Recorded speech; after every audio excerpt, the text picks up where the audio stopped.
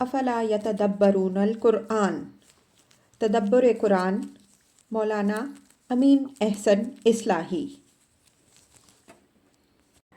سورہ قاف آیات 16 تا 35، حصہ سوم۔ اعوذ باللہ من الشیطان الرجیم، بسم اللہ الرحمن الرحیم۔ یوم نقول لجہنم حل امتلأتی وتقول حل من مزید۔ فرمایا کہ اس دن کو اچھی طرح یاد رکھو جس دن ہم دوزخ سے سوال کریں گے کہ تو اچھی طرح بھر گئی یا نہیں۔ وہ جواب دے گی کہ ابھی اور بھی ہیں۔ یہ سوال و جواب صورتحال کی تعبیر بھی ہو سکتا ہے اور بیان واقعہ بھی۔ اللہ تعالیٰ نے جو چیزیں بنائی ہیں وہ سب اس کے سوالوں کو سمجھتی بھی ہیں اور ان کے جواب بھی دیتی ہیں۔ وہ اس بات پر بھی قادر ہے کہ جب چاہے صامت چیزوں کو بھی ناطق بنا دے۔ قرآن میں ہے کہ جب مجرموں کے اعضاء و جوارح ان کے خلاف گواہی دیں گے تو وہ حیران ہو کر ان سے پوچھیں گے کہ تم نے ہمارے خلاف گواہی کیوں دی؟ وہ جواب دیں گی کہ انطقنا اللہ الذی انطق کل شیء۔ سورہ حامیم السجدہ آیت 21۔ ہمیں اسی خدا نے ناطق بنا دیا جس نے ہر چیز کو ناطق بنایا۔ یہ سوال و جواب اللہ تعالیٰ کی بے نیازی اور اس کے بے پایاں غضب کی تصویر ہے کہ دوزخیوں کو دوزخ میں بھرتے ہوئے ذرا بھی اس کو تردد لاحق نہ ہوگا، بلکہ وہ پوری بے نیازی سے سب کو جہنم میں پھینکوا دے گا اور پھر جہنم سے پوچھے گا کہ کیوں تیرا پیٹ اچھی طرح بھر گیا یا نہیں؟ مطلب یہ ہے کہ کوئی اس غلط فہمی میں نہ رہے کہ اتنی بے شمار خلقت کو جہنم میں جھونکنے کے بعد اللہ تعالیٰ کو کچھ تاسف ہوگا کہ اپنی پیدا کی ہوئی اتنی مخلوق کو میں نے آگ میں جھونک دیا، بلکہ اس کے جوش غضب کا یہ حال ہوگا کہ اور بھی ہوں تو ان کو بھی وہ جہنم کا ایندھن بنا دے۔ وَتَقُولُ هَلْ مِن مَّزِيدٍ۔ جہنم کے اس جواب کے دو پہلو ہو سکتے ہیں۔ ایک یہ کہ اللہ تعالیٰ جس جوش غضب کے ساتھ یہ سوال فرمائے گا اسی جوش کے ساتھ وہ بھی جواب دے گی کہ اور بھی ہوں تو میرے اندر بڑی سمائی ہے، ان کو بھی لائیے۔ دوسرا یہ کہ دوزخیوں کی اس کثرت کو دیکھ کر اس کا حوصلہ جواب دے جائے گا اور وہ بے حوصلہ ہو کر جواب دے گی کہ کیا اور بھی ہیں؟ اگرچہ آیت کے الفاظ سے یہ دونوں مفہوم نکل سکتے ہیں، لیکن میں پہلے کو ترجیح دیتا ہوں۔ اس کی ایک وجہ یہ ہے کہ یہ مفہوم لینے میں دوزخیوں پر اللہ تعالیٰ کے جوش غضب اور جہنم کے جوش غضب میں پوری مطابقت ہو جاتی ہے، اور یہی بات دوزخ کے لیے موضوع بھی ہے کہ وہ اپنے رب کے حکم کی تعمیل پورے جوش و ولولہ کے ساتھ کرے۔ دوسری یہ کہ قرآن میں جگہ جگہ دوزخ کی وسعت کا بیان اس انداز سے ہوا ہے کہ معلوم ہوتا ہے ان لوگوں کو متنبہ کیا جا رہا ہے جو اس غلط فہمی میں مبتلا ہیں کہ بھلا اتنی مخلوق کو بھرنے کے لیے اتنی وسیع دوزخ کہاں سے لائی جائے گی۔ آیت لہا سبعۃ ابواب الی الآیہ، سورہ ہجر 44 کے تحت ہم جو کچھ لکھ آئے ہیں اس پر ایک نظر ڈال لیجئے۔ تیسری وجہ یہ ہے کہ بعض مقامات میں دوزخ کی تصویر اس طرح کھینچی گئی ہے کہ جب دوزخی اس میں جھونکے جائیں گے تو معلوم ہوگا کہ وہ جوش غضب سے پھٹی پڑ رہی ہے۔ اذا القوا فیہا سمعوا لہا شہیقا وہی تفور تکاد تمیز من الغیظ، سورہ الملک آیات 7 تا 8۔ یہی مضمون سورہ ہود کی آیت 106 میں بھی ہے۔ وَأُزْلِفَتِ الْجَنَّةُ لِلْمُتَّقِينَ غَيْرَ بَعِيدٍ۔ دوزخیوں کے بعد اب یہ متقیوں کا انجام بیان ہو رہا ہے کہ ان کی تشریف و تکریم اس طرح ہوگی کہ جنت ایک پیشکش کی طرح ان کے قریب لائی جائے گی۔ اس تک پہنچنے کے لیے انہیں کوئی زحمت سفر نہیں اٹھانی پڑے گی، دھرانا کہ وہ کچھ دور نہیں ہوگی۔ غیر بعید میرے نزدیک جنت سے حال واقع ہے۔ اس حال کے لانے سے مقصود اس حقیقت کا اظہار ہے کہ قریب لانے کے الفاظ سے کسی کو یہ شبہ نہ ہو کہ وہ بہت دور سے قریب لائی جائے گی جس میں کچھ وقفہ صرف ہوگا، بلکہ وہ بالکل قریب ہی ہوگی، لیکن اہل جنت کی عزت افزائی کے لیے مزید قریب لائی جائے گی۔ لفظ بعید اگرچہ مذکر ہے لیکن اس کا مؤنث سے حال پڑھنا عربیت کے خلاف نہیں ہے۔ زمخشری رحمہ اللہ نے اس کو جائز قرار دیا ہے اور مجھے اس کی رائے سے اتفاق ہے۔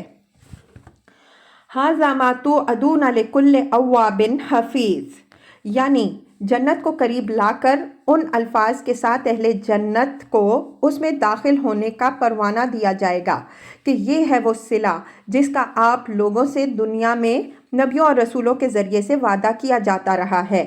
اب اس وعدے کا ایفا ہو رہا ہے۔ مضارع سے پہلے عربیت کے قاعدے کے مطابق فعل ناقص محذوف ہے، یعنی ما کنتم توعدون ھذا سے اشارہ اسی جنت کی طرف ہے، لیکن یہاں عربیت کے قاعدے کے مطابق اس سے علی سبیل التاویل صلہ اور انعام مراد ہے۔ اس اسلوب کی مثالیں پیچھے گزر چکی ہیں۔ لکل اواب حفیظ، یہ اہل جنت کے اس کردار کا بیان ہے جس کی بنا پر وہ جنت کے حقدار ٹھہرائے گئے۔ اوپر اہل دوزخ کا کردار آیات 25 تا 27 میں بیان ہو چکا ہے، اس پر ایک نظر ڈال لیجئے۔ اب یہ اس کے مقابل میں مستحقین جنت کا کردار بیان ہو رہا ہے کہ یہ اپنے رب کی طرف برابر رجوع رکھنے والے، اس کے حدود و قیود کی حفاظت کرنے والے تھے۔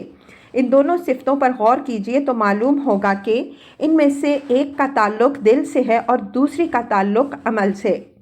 اگر آدمی کا دل زندہ و بیدار ہو تو زندگی کے تمام ہنگاموں کے اندر اس کا دل برابر اپنے رب کی طرف رجوع کرتا رہتا ہے۔ کسی وقت بھی اس پر ایسی غفلت یا سرکشی کی حالت طاری نہیں ہوتی کہ خدا کے حدود و محارم کا بھی کچھ ہوش نہ رہے اور وہ ان کو توڑ تاڑ کر رکھ دے۔ نفس کی کسی اکساہٹ کے باعث اگر اس سے کبھی تجاوز صادر ہو جاتا ہے تو اس کا دل فوراً متنبہ ہوتا ہے اور وہ توبہ و استغفار کے ذریعے سے پھر اپنے رویے کی اصلاح کر لیتا ہے۔ ان دونوں لفظوں کے اندر ایک صحیح مومن کا باطن و ظاہر دونوں بیان ہو گیا ہے۔ اس سے یہ حقیقت بھی واضح ہوئی کہ ایک باوفا مومن ہونے کے لیے ترک دنیا ضروری نہیں ہے، بلکہ اس کا اصلی امتحان یہ ہے کہ وہ اس کا راز حیات میں رہتے ہوئے اپنے اواب و حفیظ ہونے کو ثابت کرے۔ یہ امر بھی یاد رکھیے کہ اسلام میں ہر شخص کے لیے شب و روز میں 5 مرتبہ مسجد کی حاضری اسی اوابیت کو زندہ رکھنے کے لیے ہے۔ اس طرح گویا مومن اپنے مرکز ثقل سے وابستہ رہتا ہے اور شیطان اس پر اتنا قابو نہیں پاتا کہ اس کو فواحش و منکرات میں مبتلا کر دے۔ ان الصلاۃ تنہی عن الفحشاء والمنکر، سورہ عنکبوت آیت 45۔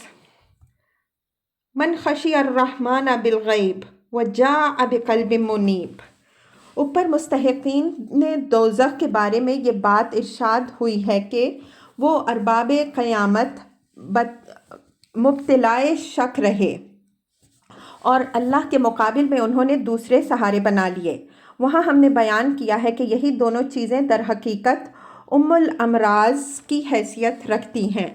یہاں اس کے مقابل میں اہل جنت کے باب میں فرمایا کہ یہ اس قسم کے کسی وہم میں مبتلا نہیں ہوئے بلکہ غیب میں رہتے خدائے رحمان سے ڈرتے رہے، اور چونکہ انہوں نے خدا کے سوا کوئی اور سہارا تلاش نہیں کیا، اس وجہ سے اپنے رب کے حضور میں ایک ایسے دل کے ساتھ حاضر ہوئے جس کی ساری توجہ اپنے رب کی طرف رہی، اس لیے کہ ان کی ساری امیدیں اسی سے وابستہ تھیں، کسی اور سے انہوں نے لو نہیں لگائی۔ من خشی الرحمن میں خدا کی صفت رحمان کا حوالہ دین کی ایک عظیم حکمت کی طرف توجہ دلانے کے لیے ہے۔ وہ یہ ہے کہ اللہ تعالیٰ کی صفت رحمت کا یہ لازمی تقاضا ہے کہ وہ بالآخر ایک ایسا دن بھی لائے جس میں ان لوگوں کو جزا دے جنہوں نے اس دنیا میں ایک اواب اور حفیظ کی زندگی گزاری، اور ان لوگوں کو سزا دے جنہوں نے کفار اور عنید بن کر اس میں دھاندلی مچائی۔ اگر وہ ایسا نہ کرے تو اس کے معنی یہ ہیں کہ نعوذ باللہ نیکی اور بدی، ظلم اور عدل دونوں اس کی نگاہوں میں یکساں ہیں، درحالانکہ یہ بات اس کی رحمانیت اور رحیمیت کے بالکل منافی ہے۔ چنانچہ دوسرے مقام میں اللہ تعالیٰ نے اپنی رحمت کا یہ لازمی تقاضا بیان فرمایا کہ وہ قیامت کا دن ضرور لائے گا۔ کتب علی نفسہ الرحمہ، لَيَجْمَعَنَّكُمْ إِلَى يَوْمِ الْقِيَامَةِ۔ سورہ انعام آیت 12۔ اس نے اپنے اوپر رحمت واجب کر رکھی ہے کہ وہ تم کو ضرور قیامت کے دن کے لیے جمع کر کے رہے گا۔ اہل ایمان چونکہ اپنے رب کی اس صفت اور اس کے تقاضوں کو اچھی طرح سمجھتے رہے، اس وجہ سے انہوں نے قیامت کو اٹل حقیقت سمجھا اور اس کے لیے برابر بیدار رہے۔ بالغیب میں بے ظرفیہ ہے۔ منکرین قیامت کے باب میں تو اوپر ارشاد ہوا کہ قیامت کے دن ان کے سامنے جب حقائق آشکارا ہوں گے تو ان سے کہا جائے گا لَقَدْ كُنْتَ فِي غَفْلَةٍ مِّنْ هَٰذَا فَكَشَفْنَا عَنْكَ غِطَاءَكَ فَبَصَرُكَ الْيَوْمَ حَدِيدٌ۔ قاف 22۔ تم اس دن سے غفلت میں رہے تو ہم نے تمہاری نگاہوں کے سامنے سے پردہ ہٹا دیا تو آج تو تمہاری نگاہیں بہت تیز ہیں۔ اس کے برعکس ان اہل ایمان کا حال یہ رہا کہ اسی دنیا میں رہتے اور آخرت کے حقائق کا آنکھوں سے مشاہدہ کیے بغیر مجرد آفاق و انفس کے دلائل اور نبیوں کی تعلیم کی بنا پر وہ آخرت کو مانتے اور اپنے رب سے ڈرتے رہے۔ قلب منیب سے مراد وہ دل ہے جو رنج و راحت اور امید و بیم ہر حال میں اپنے رب ہی کی طرف متوجہ رہا، کسی حال میں بھی اپنے رب سے منہ موڑ کر کسی اور سے اس نے لو نہیں لگائی۔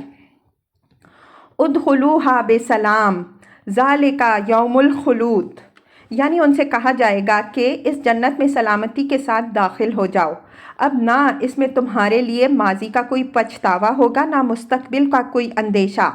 ابدی بادشاہی کا جو وعدہ تم سے کیا گیا ہے اس کے دیے جانے کا وقت آ گیا، یہ بادشاہی تم سے کبھی چھینی نہیں جائے گی اور نہ کبھی اس میں کوئی رخنا پیدا ہوگا۔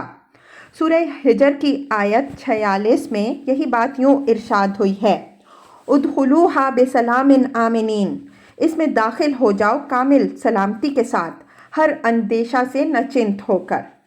قرآن میں اس بات کا ذکر بھی جگہ جگہ آیا ہے کہ فرشتے سلام کے ساتھ اہل جنت کا خیر مقدم کریں گے، بلکہ اللہ تعالیٰ کے سلام و پیام کا ذکر بھی آیا ہے، لیکن ان کا محل اور ہے۔ یہاں مدعا وہی ہے جس کی تائید سورہ ہجر کی آیت سے ہو رہی ہے۔ لَهُم مَّا يَشَاءُونَ فِيهَا وَلَدَيْنَا مَزِيدٌ، اس میں ان کو وہ سب کچھ ملے گا جو وہ چاہیں گے اور ہمارے پاس مزید بھی ہوگا۔ مطلب یہ ہے کہ جو وہ چاہیں گے وہ تو ان کو ملے گا ہی، لیکن ہمارے پاس ایسی نعمتیں بھی ہوں گی جن کا ان کو کوئی تصور بھی نہیں ہوگا کہ وہ ان کے ارمان کر سکیں، لیکن ہم ان کے چاہے بغیر ہی وہ نعمتیں بھی ان کو دے دیں گے۔ اسی حقیقت کی طرف دوسرے الفاظ میں یوں بھی اشارہ فرمایا گیا ہے فَلَا تَعْلَمُ نَفْسٌ مَّا أُخْفِيَ لَهُم مِّن قُرَّةِ أَعْيُنٍ، سورہ السجدہ آیت 17۔ بس کوئی بھی نہیں جانتا کہ اس کے لیے آنکھوں کی کیا ٹھنڈک چھپا رکھی گئی ہے۔